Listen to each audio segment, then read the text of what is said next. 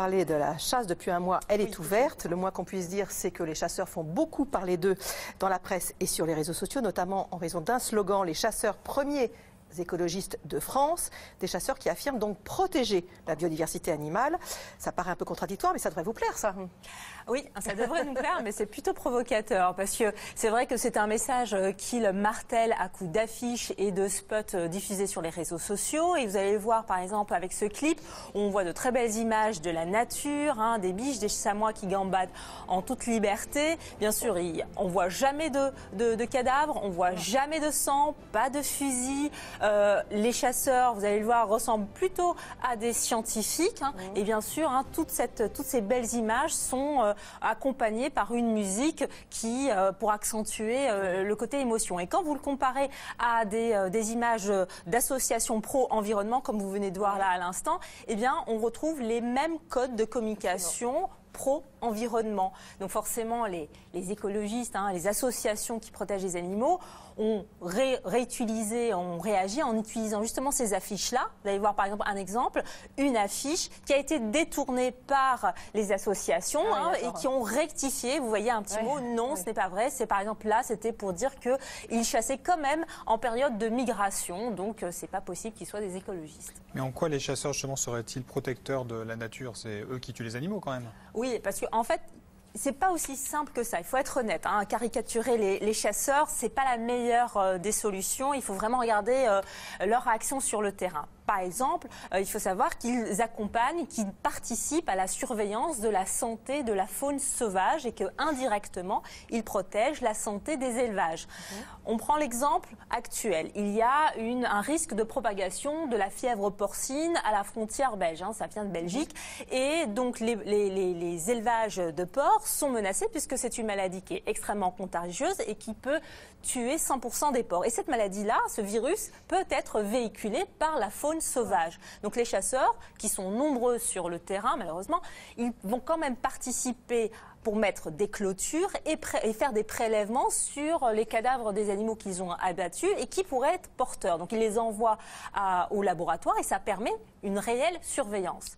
Mais leur slogan sur l'écologie est disproportionné. Il faut savoir qu'en France, les chasseurs ont le droit de tuer 89 espèces d'animaux. Sur ces 89 espèces, il y a 64 espèces d'oiseaux. Sur ces 64, il y a 20 espèces d'oiseaux qui sont sur la liste rouge de l'Union internationale pour la conservation de la nature. C'est-à-dire ce sont des oiseaux dont la population a diminué et qui est menacée. Donc excusez-moi, mais leur slogan, il a du plomb dans l'aile.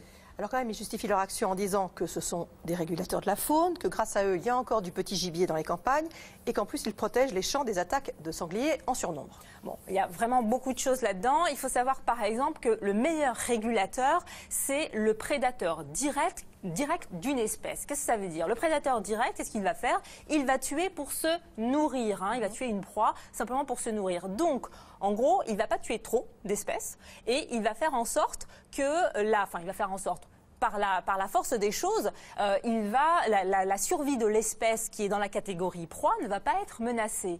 La seule espèce qui tue, le seul prédateur qui tue sans compter, c'est plutôt l'espèce humaine, il faut être honnête.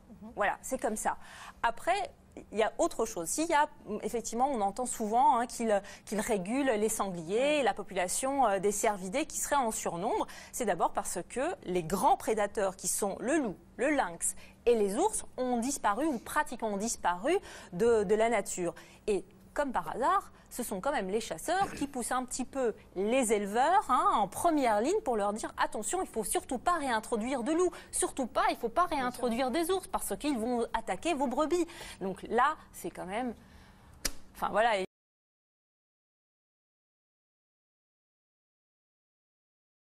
Bonjour, quoi de neuf? Sur un chantier, on m'appelle le facilitateur.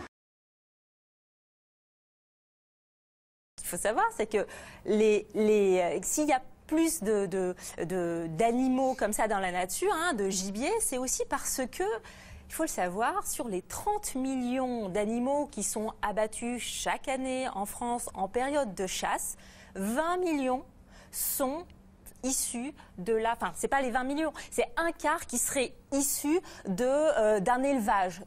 Parce qu'il faut savoir qu'en France, il y a des élevages de gibier. Si vous allez sur le site du syndicat national des éleveurs de gibier, ils le disent, qu'ils fournissent 20 millions de gibier pour la chasse. Juste avant l'ouverture de la chasse, ils libèrent 20 millions de gibier. Et ce sont des animaux qui ont toujours été nourris par l'homme. Donc forcément, du jour au lendemain, ils se retrouvent dans la nature à devoir rechercher de la nourriture. Pour eux, l'être humain n'est pas dangereux, donc oui, forcément, il va y avoir des collisions, ils vont se retrouver sur la route, il va y avoir des accidents, ils vont se mettre à attaquer des champs. Donc oui, effectivement, c'est quand même les chasseurs, qu'est-ce qu'ils font? Ils ne font que rétablir, que corriger une forme de déséquilibre dont ils ont un petit peu en partie contribué. Et la vraie régulation, elle existe. Il y a des gardes forestiers qui, sur observation, vont identifier préalablement des individus, donc des animaux, par exemple des mâles surnuméraires, et qui vont les abattre à ce moment-là. Ça, c'est de la régulation, mais pas la chasse sur tout ce qui bouge. Alors quand même, je continue. Autre argument écolo des chasseurs, c'est qu'ils régulent les animaux nuisibles. C'est faux aussi, là?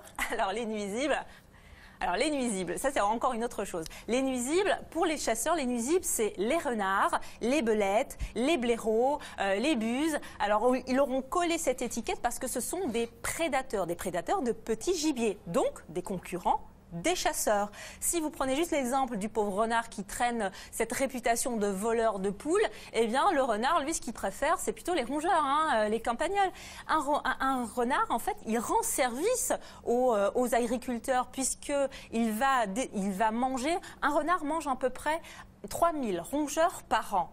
Or, c'est les rongeurs qui attaquent surtout les parcelles d'agriculture. Donc, voilà, à un moment donné, il faut être cohérent. Vous avez une autre étude il y a une étude qui a été publiée récemment sur le site de la Royal Society qui dit qu'en plus, dans les parcelles, dans les endroits où les renards ont baissé, où la population des renards a baissé, on a vu une augmentation de la maladie de Lyme.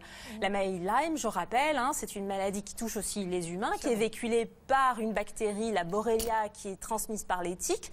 Et quand il y a moins de rongeurs contaminés, il y a moins de maladies. Et là, ce qui se passe, c'est qu'avec la diminution des renards qui sont attaqués par les chasseurs, eh bien, on a une recrudescence de cette maladie. Donc, en fait, on est en train de se tirer une balle dans le pied. Et puis vous vouliez aussi terminer avec un problème environnemental lié à la chasse. Oui, alors c'est un problème environnemental qui peut aussi avoir une répercussion sur la santé parce que l'Agence européenne pour les produits chimiques a publié un rapport qui est assez inquiétant en septembre dernier qui dit qu'il y a entre 30 000 et 40 000 tonnes de plomb qui sont dispersées dans la nature du fait des chasseurs et du tir professionnel. Alors, je rappelle que le plomb, c'est un neurotoxique. Il attaque aussi bien les animaux que les humains, qui ne fait pas de distinction, que ça provoque une maladie qu'on appelle le saturnisme, ça détruit le cerveau et ça provoque aussi des troubles du comportement, donc c'est une maladie assez grave.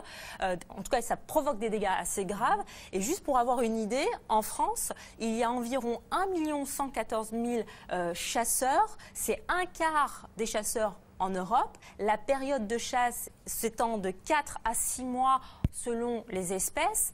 Et donc, on peut forcément se dire que sur le territoire français, on a une pollution. Le plomb a dû forcément contaminer les nappes phréatiques, les animaux et indirectement la santé humaine. Donc non. Parce que quand vous parliez des 30 ou 40 000 tonnes de plomb, c'est en Europe, c'est sur l'Europe. C'est en Europe, d'accord. C'est en Europe, c'est par an. Mais quand vous savez qu'il y a un quart des chasseurs qui sont en France, ça fait beaucoup. Donc on peut s'imaginer en répartissant qu'on a une bonne partie de pollution qui est sur le terrain français. Et que la période de chasse en France, c'est une des plus longues d'Europe. C'est la plus longue. Elle est de 4 mois à 6 mois en fonction. En mois de juin, déjà, vous avez des chasseurs. D'accord, donc ce ne sont pas les premiers écologistes. Non, loin de là. D'accord, mais ça c'était très clair. Merci beaucoup Farah. On va continuer, ça va vous plaire, le In Vivo de cette semaine, puisqu'on va continuer à parler protection des animaux.